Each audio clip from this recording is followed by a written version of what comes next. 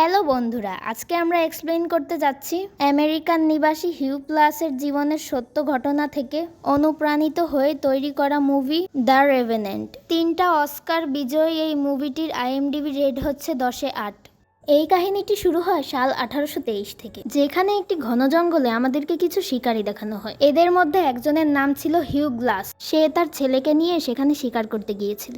তারা সবাই যখন জঙ্গলে থাকে তখন তাদের উপর একদল আদিবাসী অ্যাটাক করে। তাদের অনেক মানুষকে মেরে ফেলে তারা। আসলে এই সকল আদিবাসীর সর্দারের মেয়েকে কেউ কিডন্যাপ করেছিল, আর এই সকল আদিবাসীদের মনে হয়েছিল যে হয়তো এই শিকারীরাই তাদের সর্দারের মেয়েকে কিডন্যাপ করেছে। তাই আদিবাসীদের এই সকল শিকারীদের উপর সন্দেহ হয়, আর এজন্যই তারা এদের উপর অ্যাটাক করে। আর আদিবাসীদের এই অ্যাটাকের ফলে শিকারীদের ভেতর অনেক মানুষই মারা যায়। আর এই সকল আদিবাসীরা তীর এবং ধনুক দিয়ে মারামারি করছিল। আর অন্যদিকে শিকারীদের কাছেও অনেক ধারালো এবং আধুনিক অস্ত্র ছিল, কিন্তু তারপরেও আদিবাসীরা তাদের থেকে সংখ্যায় অনেক বেশি ছিল, এজন্য তারা তাদের সাথে পেরে উঠছিল না। শিকারীরা তখন বুঝতে পারে যে এদের সাথে বেশিক্ষণ লড়াই করে তারা টিকতে পারবে না, তাই তারা পালাতে শুরু করে এবং একটি নৌকায় উঠে ওই স্থান দ্রুত ত্যাগ করে। কিন্তু তাদের বিপদ এখনো শেষ হয়নি, কারণ তারা জানে যে এই পুরো জঙ্গলে আদিবাসীদের দখলে। আর পানিতে চলা এই নৌকাটিও তারা কোথাও না কোথাও থেকে দেখছে, এবং তারা আবার যে কোনো সময় তাদের উপর আক্রমণ করতে পারে। আর এখন মাত্র 10 জন শিকারী বেঁচে আছে,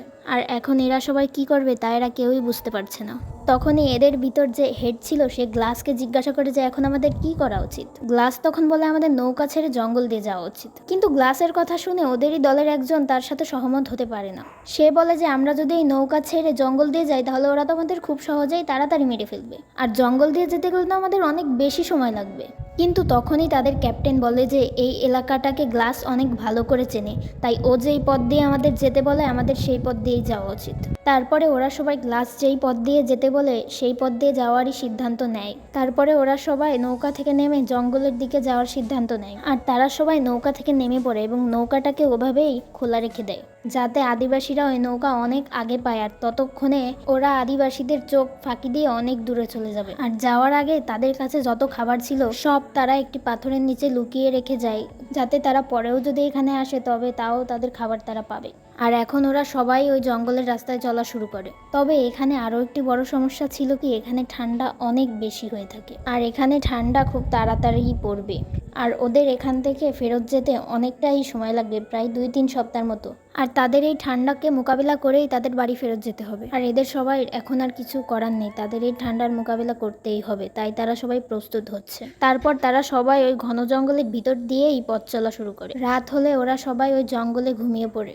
তারপরের দিন সকালে দেখানো হয় যে ওরা যেই নৌকা ছেড়ে দেওয়ার সিদ্ধান্ত নিয়েছিল এটা আসলে ওদের জন্য একদমই ঠিক সিদ্ধান্ত ছিল, কারণ আদিবাসীরা ওই নৌকা পর্যন্ত পৌঁছে গিয়েছিল। আর আদিবাসীরা দেখে যে নৌকায় কেউ নেই। তারপর আদিবাসীরা বুঝতে পারে যে ওরা জঙ্গল দিয়েই হেঁটে ওদের বাড়ি যাওয়ার চেষ্টা করছে। তারপরে ওদের ভিতর একজন আদিবাসী বলে উঠে যে উত্তরের দিকে ওদের পায়ের ছাপ পাওয়া গেছে, তাই আমরাও ওদের পিছু করে উত্তরের দিকে যাব। এরপর আদিবাসীরা ওদের পিছু করতে করতে উত্তরের দিকে যেতে থাকে।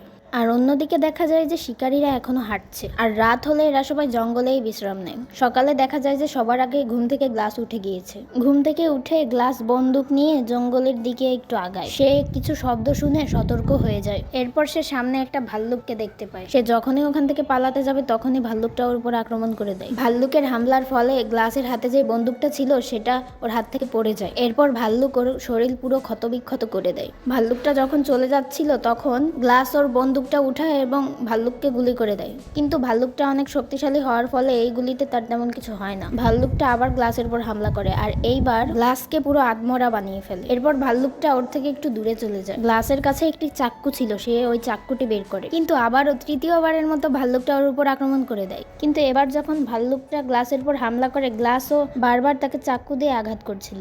আর ওরা দুইজন একটু উঁচু থেকে গড়াতে গড়াতে নিচের দিকে চলে আসে। আর এখন গ্লাস দেখে যে ভাল্লুকটা মরে গিয়েছে, কিন্তু গ্লাসও প্রায় আধমরা হয়ে গিয়েছে, কারণ ভাল্লুকটা ওর গলায় অনেক জোরে আঘাত করেছে। এই সময় গ্লাস ব্যথার কারণে চিল্লাচ্ছিল। তখনই গ্লাসের সাথীরা ওকে খুঁজতে খুঁজতে এখানে চলে আসে, আর তারা দেখে যে ওর উপর ভাল্লুক পড়ে আছে। তারা অনেক কষ্ট করে ভাল্লুকটাকে ওর উপর থেকে সরায় আর গ্লাসকে ওদের সাথে নিয়ে যায়। তারপরে ওরা গ্লাসের কাটা জায়গাগুলো সেলাই করতে শুরু করে। ওরা দেখে যে গ্লাসের পুরো শরীর ক্ষতবিক্ষত হয়ে গেছে এবং ওর পাও ভেঙে গিয়েছে, আর এখন গ্লাস হাঁটতেও পারবে না। আর অন্য সবাই ভাবছিল যে হয়তো গ্লাস 1 ঘন্টাও বাঁচবে না। আর অন্যদিকে দেখায় যে আদিবাসীগুলো ওদের মারতে চাচ্ছিল তারা ওদের সেই খাবারগুলো খুঁজে পায়, আর ওই খাবারের বদলে তারা অন্য কিছু লোকদের কাছ থেকে কিছু বন্দুক এবং ঘোড়া কিনে নেয়। কিন্তু এখন তাদের কাছে ঘোড়া আর বন্দুকও আছে। আগে তো আদিবাসীরা শুধু তাদের উপর তীর আর ধনুক দিয়ে হামলা করেছে, এর মানে হলো তাদের জীবনের ঝুঁকি আরো বেড়ে গিয়েছে। অন্যদিকে দেখা যায় যে অন্য সব শিকারীরা গ্লাসের জন্য ডাল দিয়ে একটা নৌকার মতো বানায়, আর এটার উপর গ্লাসকে শুইয়ে তারা আবার চলতে শুরু করে। এরপরেই তারা একটি উঁচু জায়গা দিয়ে যাচ্ছিল, কিন্তু ওই জায়গাটা দিয়ে গ্লাসকে নিয়ে যাওয়া অসম্ভব ছিল। তারা গ্লাসকে নিয়ে উপরে উঠতে পারছিল না, তাই তাদের ক্যাপ্টেন সিদ্ধান্ত নেয় যে গ্লাসকে মেরে ফেলবে। তাই সে গ্লাসকে বন্দুক দিয়ে মারতে যায়, কিন্তু তখনই তার ছেলে বলে যে এরকম করো না। এরপর তারও গ্লাসের প্রতি দয়া চলে আসে, এরপর সে গ্লাসকে মারে না। এরপর ক্যাপ্টেন বলে যে যে এইখানে গ্লাসের সাথে থাকবে তাকে $70 দেওয়া হবে। আর এইখানে দুজনকে রেখে যাওয়ার কারণ হচ্ছে গ্লাস যখন মরে যাবে তখন তার আত্মা যাতে শান্তি পায়, সেই কারণে ধর্মীয়ভাবে সব নিয়ম কানুন মানা হবে। এরপরে তারা দুজন সেখান থেকে চলে আসবে। তখন গ্লাসের ছেলে বলে যে আমি থাকতে রাজি, আর আরেকজন বলে যে টাকা যদি নাও দেয় তাও আমি থাকতে রাজি। তখন আরেকজন বলে ওঠে যে $70 তো অনেক কম। তখন ক্যাপ্টেন বলে যে আচ্ছা ঠিক আছে, তাহলে $100 দেওয়া হবে। তখন গ্লাসের ছেলে আর আরেকটা যে ছেলে ছিল তারা দুজন তখন বলে যে তুমি আমাদের টাকাও রেখে দিতে পারো। তখন সেই লোকটা বলে আচ্ছা ঠিক আছে, $300 আমার জন্য অনেক। তখন এই তিনজন আর গ্লাস সেখানে থেকে যায়, আর বাকি সবাই চলে যায়। তখন দেখা যায় যে গ্লাসের অবস্থা অনেক বেশি খারাপ ছিল, আর সেইখানে যেই লোকটিকে $300 দেওয়া হবে বলেছে তার নাম ছিল ফিটস। ফিটস ভাবে যে গ্লাস হয়তো 1-2 দিনের ভিতরেই মারা যাবে। যখন এখানে সন্ধ্যা হয়ে যাচ্ছিল তখন ফিটস গ্লাসকে বলে তুমি এখনো মরো না কেন? তোমার জন্য আমাদের সবার জান এখন বিপদে আছে, আর তুমি যদি তোমার জান দিয়ে দাও তাহলে আমরা সবাই আর তোমার ছেলে বেঁচে যাবে। আর যদি আদিবাসীরা এখানে চলে আসে তাহলে কিন্তু আমাদের সবাইকে মেরে দিবে। এরপর সে গ্লাসকে বলে যে তুমি তোমার চোখটা বন্ধ করো, তাহলেই আমি বুঝে যাবো যে তুমি মরতে চাচ্ছ, আর আমি তোমাকে মারার অনুমতি পেয়ে যাব। কিন্তু গ্লাস তার চোখ বন্ধ করে না। তখন ওই লোকটি বলে যে আচ্ছা ঠিক আছে, তোমার চোখ বন্ধ করা লাগবে না, আমি তোমাকে তাও মেরে ফেলবো। এরপর সে গ্লাসের নাক মুখ হাত দিয়ে চেপে ধরে, আর গ্লাস তখন একদম আধমরা হয়ে যাচ্ছিল।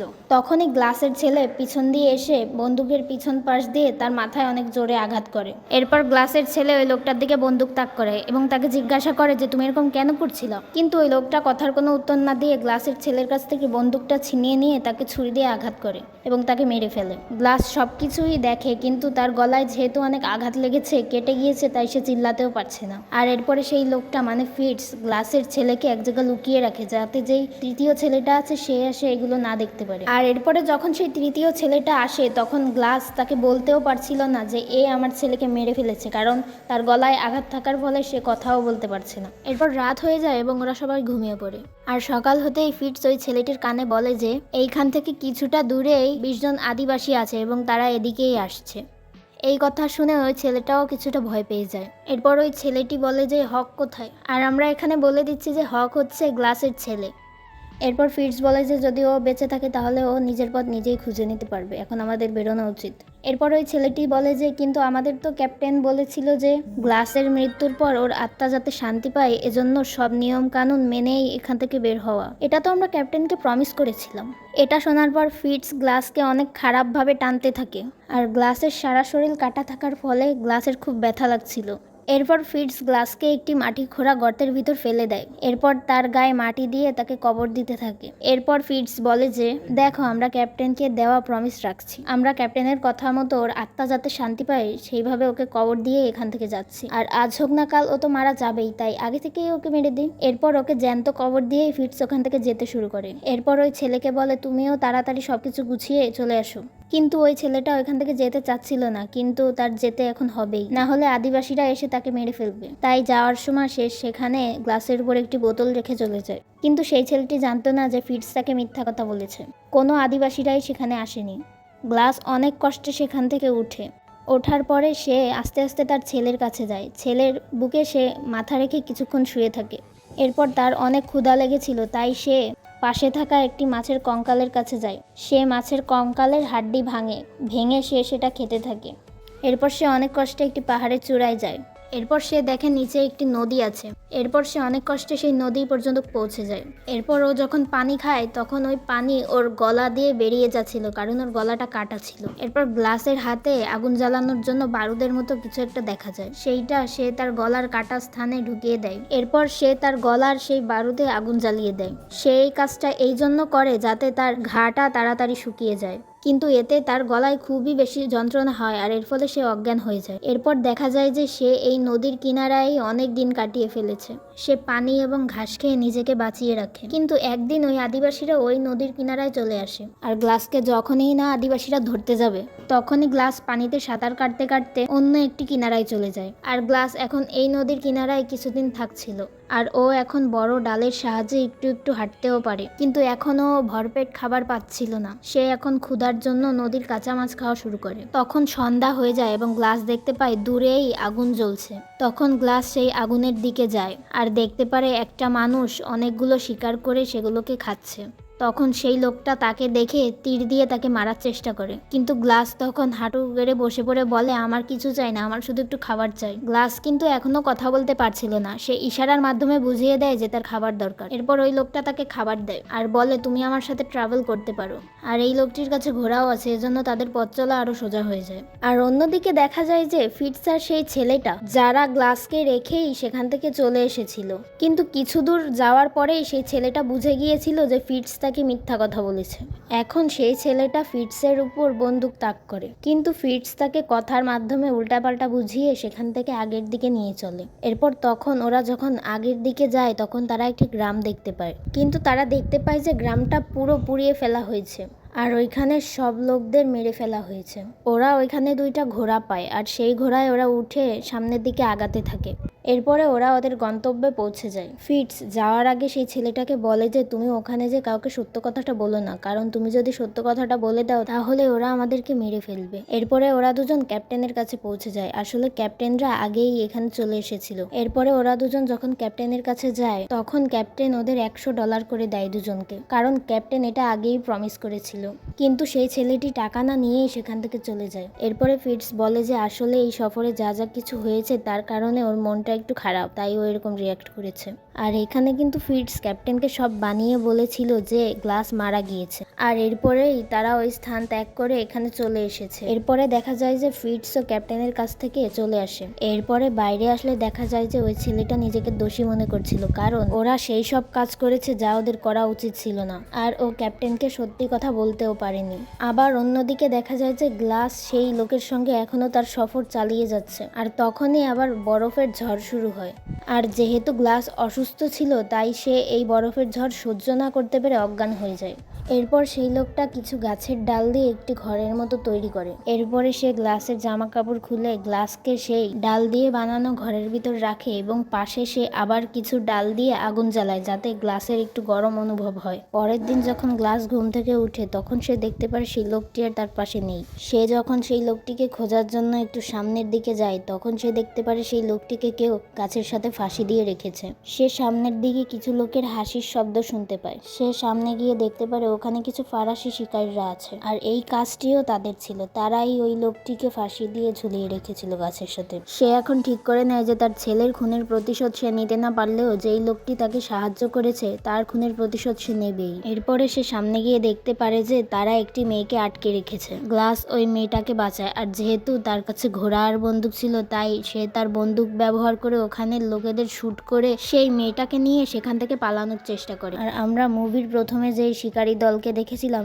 এই মেয়েটিই ছিল সেই শিকারী দলের সর্দারের মেয়ে। আর এরপরে সেই মেয়েটি সেখান থেকে তার বাবার কাছে চলে যায়। আর রাতের বেলা কিছু ডাল দিয়ে গ্লাস আগুন জ্বালায় আর একটি গাছের নিচেই কোনোভাবে রাতটা কাটিয়ে দেয়। সকাল হলে সে আবার দেখতে পারে সেই ফরাসি শিকারীরা তার দিকে আসছে। সে তাড়াতাড়ি ঘোড়ায় উঠে তাদের থেকে পালানোর চেষ্টা করে। এরপরে গ্লাস দেখে যে আরেকটু সামনে গেলে হয়তো সে নিচেই পড়ে যাবে, কিন্তু তার এখন কিছু করার নেই। সে যদি এখন থামে তাহলে এই ফরাসি শিকারীরা তাকে মেরে ফেলবে। এরপরে সে ঘোড়া নিয়েই ওখান থেকে লাফ দেয় আর লাফ দেওয়ার ফলে তারা বরফের উপর পড়ে। আর বরফের উপরে পড়ার ফলে গ্লাস মারা না গেলেও ওই ঘোড়াটি মারা যায়। গ্লাস না মরলেও ঠান্ডায় তার অবস্থা খারাপ হয়ে যাচ্ছিল। এরপরে গ্লাস ঠান্ডার থেকে বাঁচার জন্য সে ওই ঘোড়ার পেট কাটে। পেট কেটে সে পেট থেকে সবকিছু বের করে সে ওই ঘোড়ার পেটের ভিতর ঢুকে যায়। সে কোনোভাবে সারা রাতটা ওই ঘোড়ার পেটের ভিতরেই কাটিয়ে দেয়। পরের দিন সকালে উঠে গ্লাস আবার চলতে শুরু করে। তখনই অন্যদিকে দেখা যায় যে গ্লাস যেখানে পৌঁছাতে চাচ্ছে আর ফিটস এবং অন্যরা যেখানে পৌঁছে গিয়েছে সেখানে একটি ফ্রেঞ্চ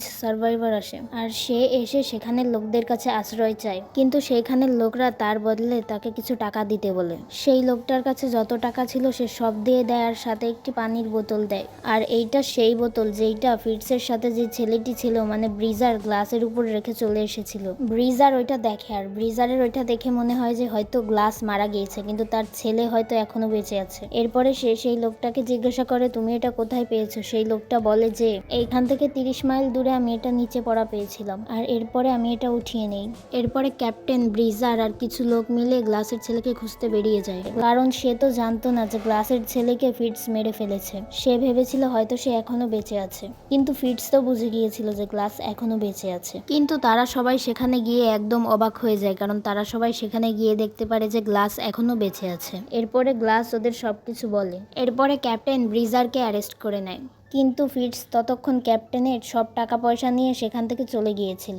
এরপর সে ঠিক করে নেয় যে সে ফিটসকে খুঁজে নিজের হাতে শাস্তি দেবে। এরপরে গ্লাস বলে যে আমিও তোমার সাথে যেতে চাই। সাথে গ্লাস এটাও বলে যে ব্রিজার তার ছেলের খুনের সম্পর্কে কিছুই জানে না। আর এরপরে তারা দুজন ঘোড়ায় চড়ে ফিটসকে খুঁজতে শুরু করে। এরপরে তারা ফিটসের ঘোড়ার পায়ের ছাপের পিছু করতে থাকে। একসময় ফিটসের পায়ের ছাপ শেষ হয়ে গেলে তারা দুইজন আলাদা হয়ে ফিটসকে খুঁজতে থাকে। খুঁজতে খুঁজতে একসময় ক্যাপ্টেন দেখে যে একটি বড় পাথরের পিছন থেকে ফিটস বেরিয়ে এসেছে। এরপরে ক্যাপ্টেন ফিটসকে বলে যে তোমার উপর খুনের অভিযোগ আছে, তোমাকে এখন আমার সাথে যেতে হবে।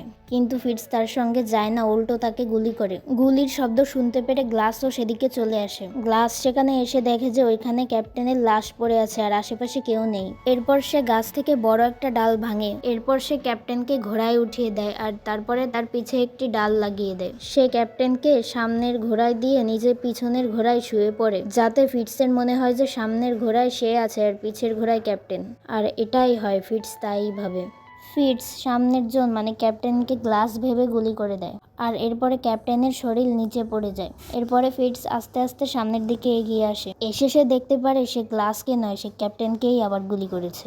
তখনই গ্লাস ফিটসের দিকে গুলি করে দেয় আর সেই গুলিটা ফিটসের ঘাড়ে গিয়ে লাগে।